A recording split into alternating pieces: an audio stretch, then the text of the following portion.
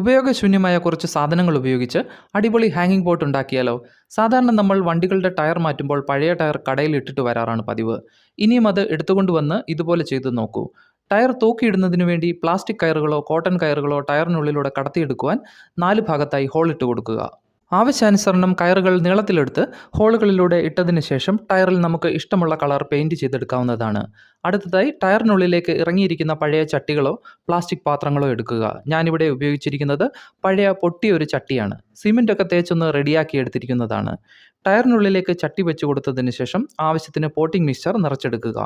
ഏതുതരം ഹാങ്ങിങ് പ്ലാന്റുകളും ഇതിൽ വെച്ച് കൊടുക്കാവുന്നതാണ്. ഞാൻ 10 മണിച്ചെടിയുടെ തണ്ടുകളാണ് നടുവാൻ പോകുന്നത്. തണ്ടുകൾ നട്ടതിനു ശേഷം ആവശ്യത്തിന് നനച്ചു കൊടുക്കുകയും ചെയ്യാം.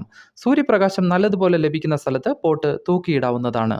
ചെറുതേനീച്ചകൾക്ക് ആവശ്യാനുസരണം പൂമ്പൊടി എല്ലാ സമയങ്ങളിലും ലഭിക്കുന്നതിന് 10 മണിച്ചെടി വെച്ച് കൊടുക്കാവുന്നതാണ്. പുതിയൊരു വീഡിയോയിൽ കാണുന്നിടം വരെ എല്ലാ കൂട്ടുകാർക്കും ബൈ.